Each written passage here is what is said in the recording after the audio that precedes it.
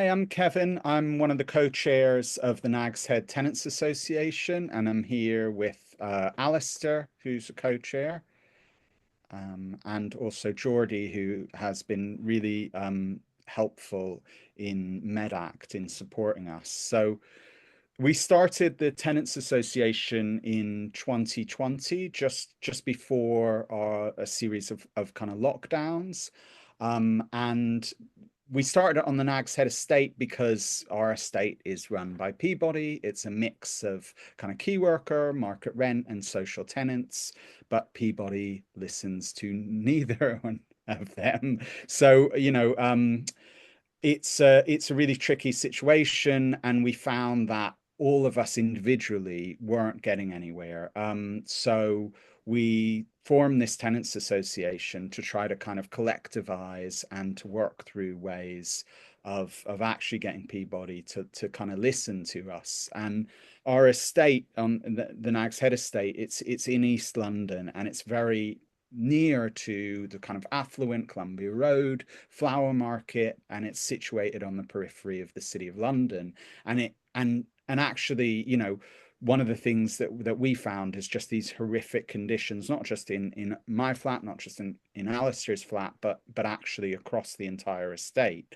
And so, it is, it wasn't lost on us that these kind of appalling conditions existed in such close proximity to, this extraordinary wealth that was around us. And we had really seen this kind of disrepair in our flats individually, but it was only when we came together that we actually recognized the scale of it. And Peabody initially would kind of come to these meetings that we'd have. And their mantra was there's no money for estate improvements, and I'm sure anyone who has lived in social housing or whose landlord is a housing association is probably used to that mantra. And also, as well as that, there was a lot of kind of tenant blaming that happened as well. So we kind of in 2023, we thought maybe we should kind of change tact, and that's when we contacted MedAct, and began a campaign to really try and hold people to account for the structural issues of damp and disrepair. And it was really kind of shocking to us when we actually had medical professionals in just how damaging this was, and also kind of linking these health issues to damp and mold. Jordi came into one of our early meetings and said, hands up if you have damp and mold, keep your hands up if you have health problems. And of course, everyone kept their hand up. So it was really, really concerning and worrying. And with MedAc's support, we sort of engage tenants through door knocking, through holding tenants assemblies, to connecting to other organisations such as London Renters Union and Disability Rights UK. And this also led to the establishment of a group legal claim and participation in several high-profile media exposés, one of which was just shown last week. And really, this whole process just uncovered the devastating human costs of Peabody's failures in its duty as a landlord. And this includes significant and severe respiratory illnesses exacerbated by black mold, and a complete dereliction of care towards its disabled tenants as well. Um, and this was, obviously hugely concerning to us. And through our campaign, we've been able to kind of upend the default position of tenant blaming and direct responsibility where it belongs, which is, Peabody's organizational dysfunction, and its consistent outsourcing of its services. The neglect on our estate is not unrelated to Peabody's unwieldy expansion towards becoming one of the biggest landlords in the UK. And really, their focus has been on the acquisition of other housing associations and the building of shared ownership properties, and it's left its existing stock in a spiral of decline. And I'm sure anyone from a Peabody estate would kind of recognize that. And I think that's one of the things that we really saw was that, okay, these are the conditions, on our estate, but we're just one estate of so many. And we did start reaching out to many other tenants associations, three of which came to our report launch with MedAct, and all kind of said they had very, very similar problems.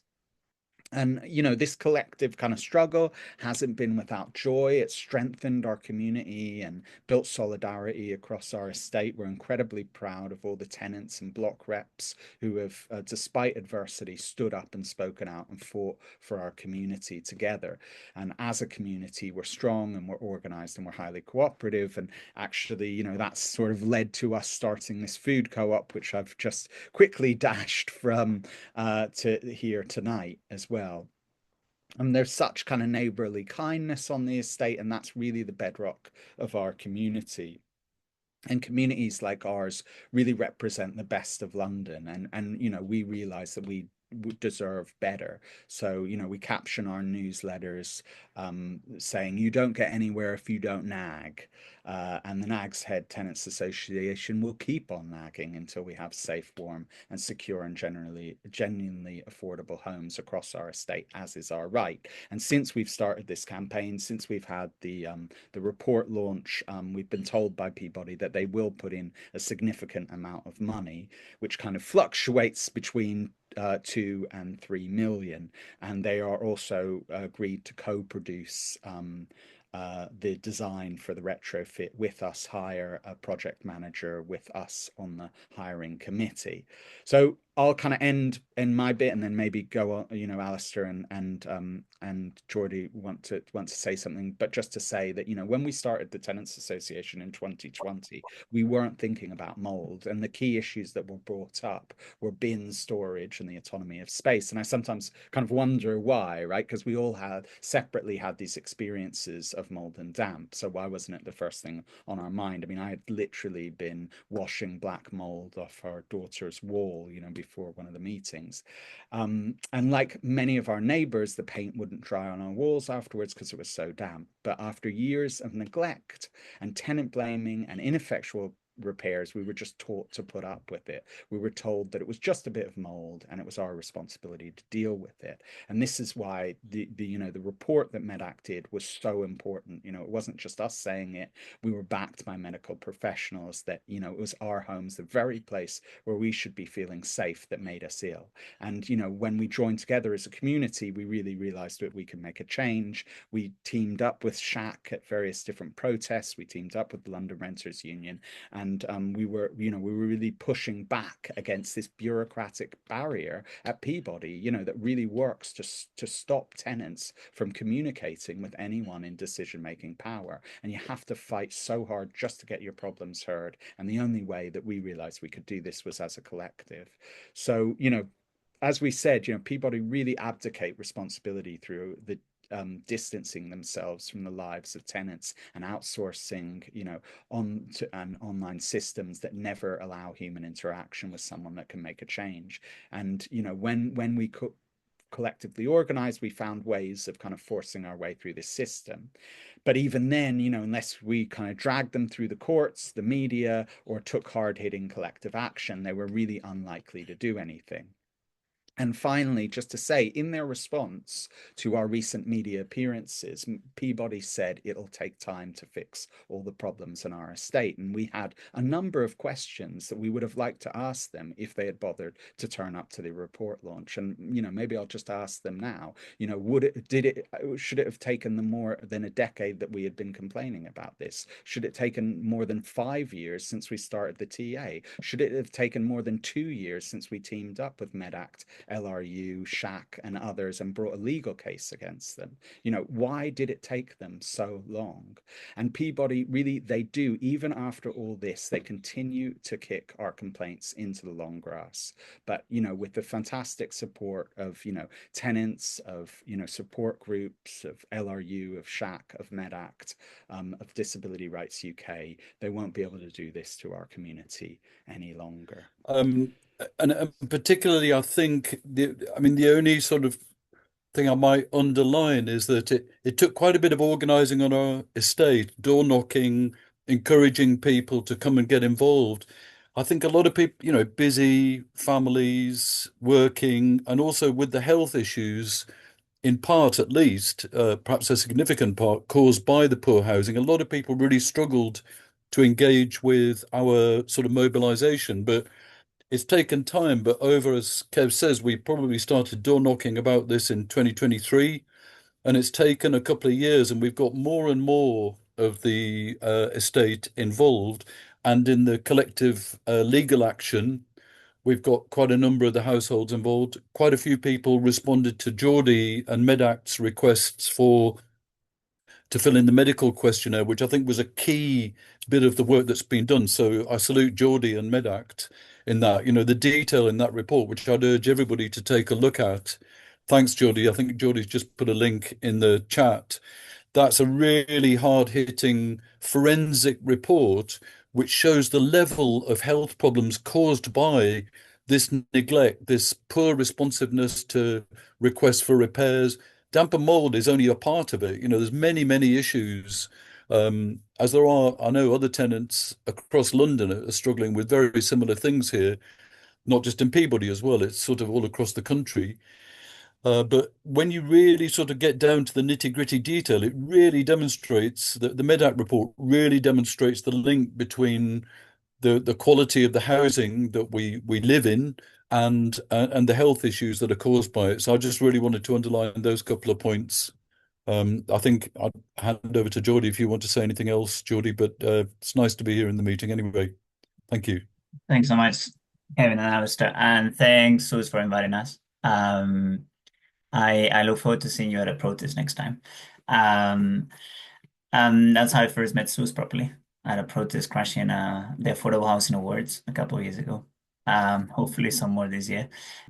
So sorry, I'm just gonna glide through these very quickly, but just to give a bit of an overview of the report. So as Kevin was mentioning, we basically, I mean, Kevin and I know each other from like the trade union movement. We've kind of collaborated in the past around a campaign that I was supporting back in the day. And one day he was telling me about mold and damp in his house. I work for a public health charity where a lot of the work that I started doing was kind of thinking about how to talk about mold in a way that connects it to the wider kind of systemic issues, because I think mold has become a bit of a trope where we see a lot of kind of horror stories on media and we focus on quality of housing, but not on why people live in moldy homes and how it relates to a wider kind of failed privatization of housing, of which, housing associations are part of. And often, we don't touch on how the money paid by social tenants in housing associations is funneled into kind of fancy homes somewhere else that are shared by means of home, like shared ownership, etc. So trying to, move away from quality and relating, how quality is symptomatic of a wider problem with the housing system. So initially the idea was to just find out what was happening with people's health and use the angle of health as a way of bringing people into kind of a wider tenants campaign. Because obviously people can relate to the symptoms they experience every day, and those are explained by the properties they live in. And part of the aim initially was not even to produce a report, but just, understand how bad the situation was across the Nags Head. And asking about health was a way of, getting into a conversation on how health is shaped by the quality of housing and how actually that's something that it's the landlord's responsibility and not for the tenant to resolve. And I think, as Kevin said, often we would find that a lot of people would be ashamed to share that they had mold or damp because, sometimes, well, not sometimes, but it is portrayed as individual responsibility, but also there's a wider, I think, media portrayal of people being bad tenants or just not clean enough or not taking care of the property in the way that they should. When in reality, most of the mold in the Nags Head is due to structural issues that have not been addressed by kind of Peabody over the years. So initially, we started just, chatting to people to try to get them to meetings. But as we started chatting with more households, we decided to then start collecting these in a systematic way.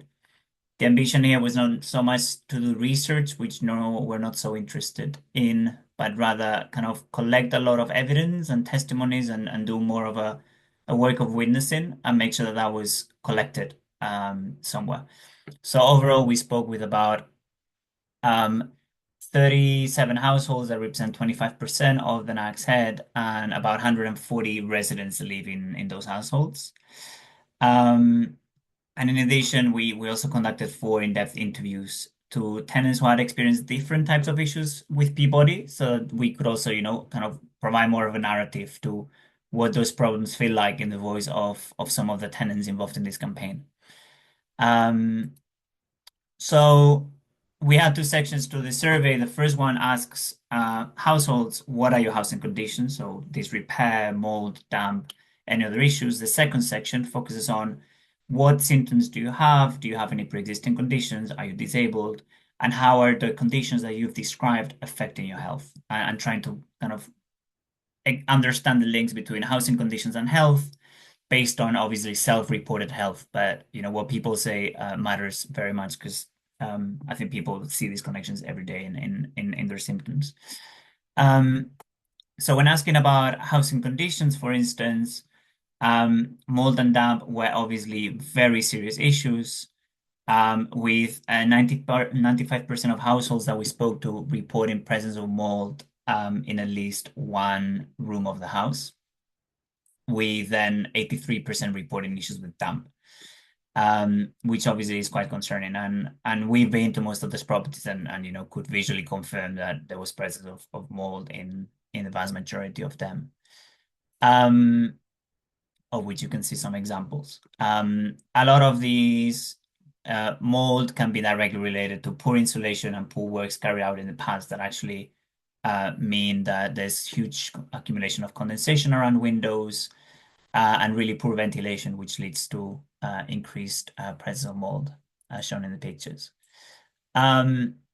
However, the issues that we witnessed and that people reported were not just about mold and damp. There were also widespread problems with leaks, trip hazards, broken appliances, general disrepair, and accessibility problems. With almost 2/3 of households on the state reporting issues with leaks on plumbing issues, which are a constant. There's constant issues with leaks that were reported, and obviously that does not help with the presence of mold and damp. And in some cases, it exacerbated mold across the property. When it came to the health impacts, obviously something that we kind of was initially quite concerning when speaking to households was the high prevalence of tenants who live there with pre-existing health conditions that are chronic, because obviously it puts those residents in a more vulnerable position when it comes to poor housing conditions. So it was concerning when we reviewed results and we saw that 50% of households reported that there was at least one resident with a chronic health condition. But what was even more concerning was that the 86% of households interviewed reported developing new symptoms and health conditions since moving into the Nags Head.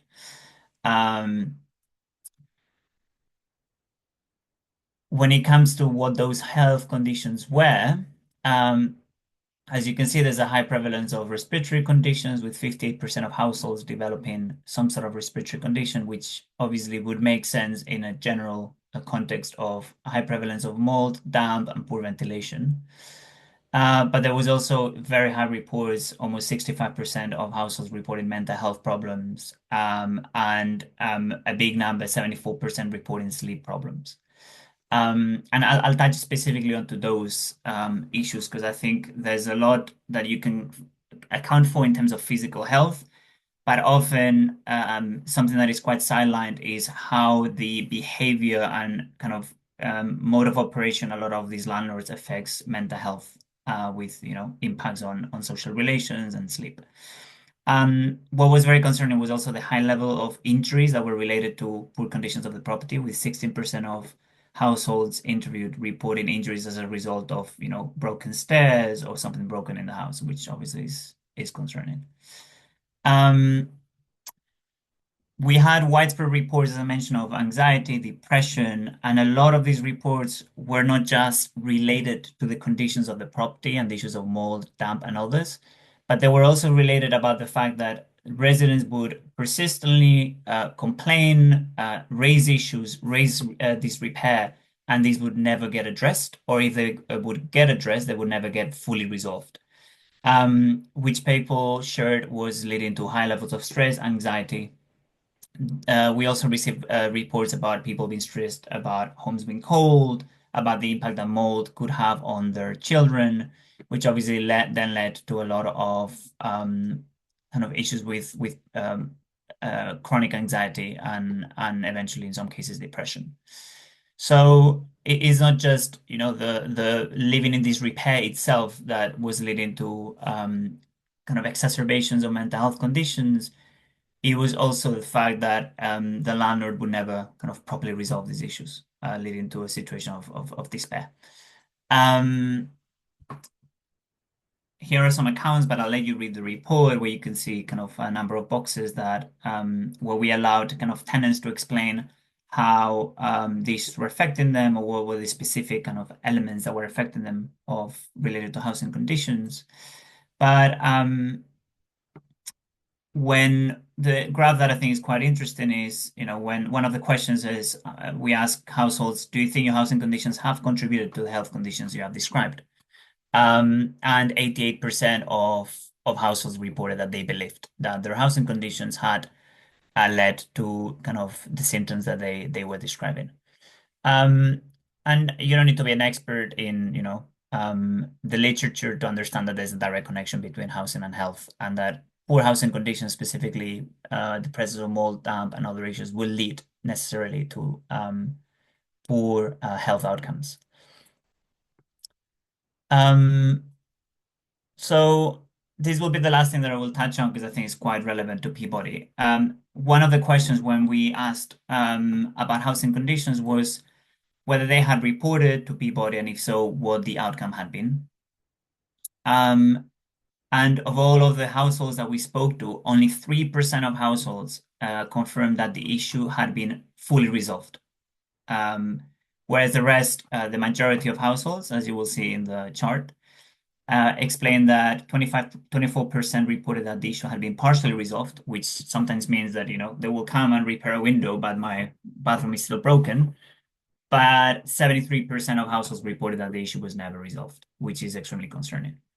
I know that since the tenants started campaigning, now they have on-site repairs, which means that things get expedited, but still there's a lot of issues that we're encountering when speaking with residents.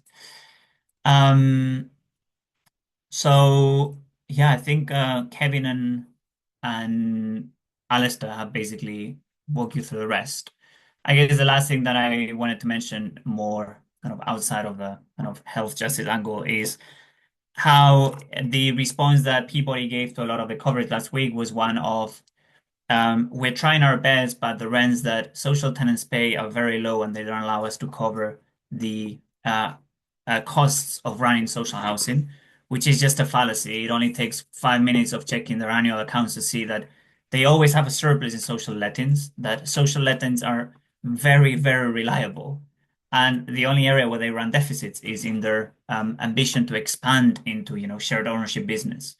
So I think there's really a lot of work to do to challenge this false narrative of social tenants being so expensive and costing them so much, because it's false. They are the backbone of Peabody, and the only thing that make their finances very, very solid and that allow them to, you know, expand into these fantasy of becoming private developers.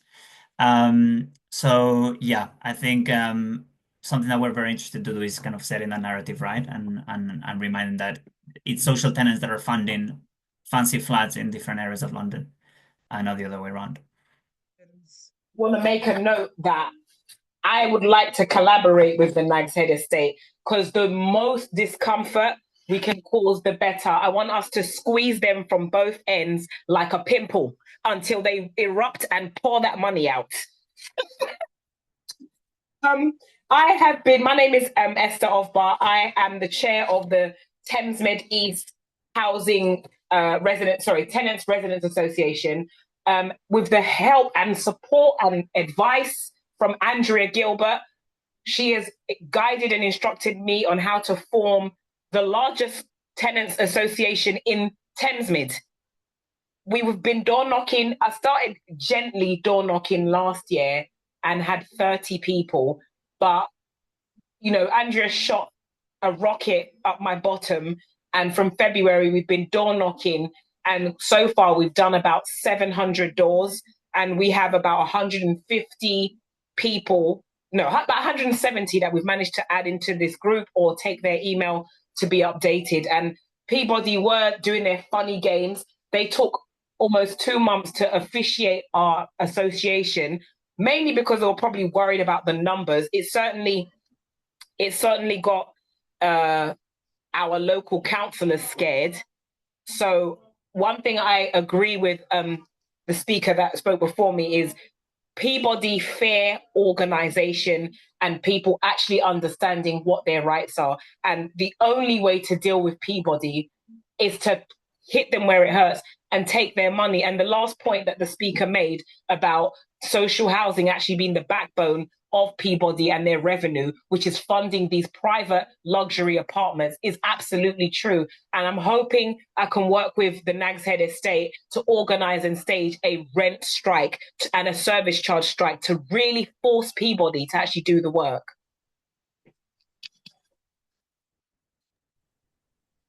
Thanks, Esther. Esther, could you just say a little bit about the kind of mechanics of how you organise? Because I think that's what people often have not got any experience of. So can you tell us a few things that you did to bring people together?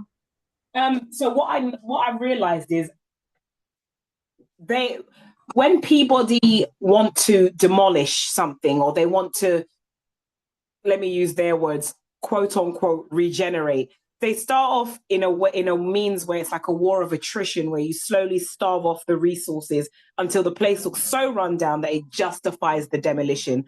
What I learned from the Lesnes estate, which is now condemned to be demolished, is a lack of communication with your neighbours is going to forever be the biggest detriment to your welfare and well-being as a tenant of Peabody. And just in general. So what I with Andrea's help again, she informed me that Peabody offer their tenants the option to create a residents association, and with forming one, you have access to funding and grants that can help you organize, fund meetings and materials, events, which again gets people talking. What I realized is being in an estate, depending on the style of your estate, it can be quite isolating because yes, there's loads of people densely packed into one space. But from my road, for example, it's a mix of tower blocks and townhouses. The townhouses interconnect to one another and have that community sense. But the tower blocks, once with any tower block, once you come in, you go to your door, and that's it. You very rarely interact with people on different floors. So what I realized was the most effective method was putting a face behind the movement. So I decided to knock on doors, because oftentimes myself, when Peabody put something through my letterbox, because I feel, deflated. And oftentimes a lot of people are apathetic towards any sort of media from Peabody. I personally, for years, just chuck whatever they put through. Once I see the Peabody logo, I just chuck it in the bin. And I said, if I'm doing this, thousands of people are doing this, that's not going to work. So I said, I need to knock on the door, connect with people on a personal and social level, and actually get them to tell me what's going on with you. And that door knocking process really highlighted and created an awareness of just how bad some disrepairs are. I mean, we're talking foundational shifts in the building, structural damage that no matter what kind of tenant you have, whether they have a pigsty or they're spotless, there's certain things that it's beyond someone mopping the floor or running the vacuum through the building. This is a structural issue. And what I realized from door knocking is people were suffering in similar ways, but depending on the position you were within the block of flats, there were some structural issues that were making it simply impossible to dwell in that place, no matter how clean you are. There were some people that I was knocking on their doors and they had just finished washing the mold off of their kids' walls so they could go to bed at night. And that's when I realized it's not just a thing of forming an association and, you know, sitting on your laurels. People are genuinely suffering. Their health is being affected and their life is being cut short, and as well, their children. So for me, I would say going out physically and being willing to do the work will forever be the best way, because a lot of people, especially in social housing, as our speaker said earlier, it's usually tenant blaming and shaming that, oh, well, if you were just cleaner, these poor people are moaning, you know, that sort of mentality. A lot of people feel like they're not being heard. So even just giving my ear for a 5 to 10 minute chat, empathizing with them, that tend to spur them to be motivated to join the group, to support what I'm doing. So I'm hoping this is the beginning of something amazing.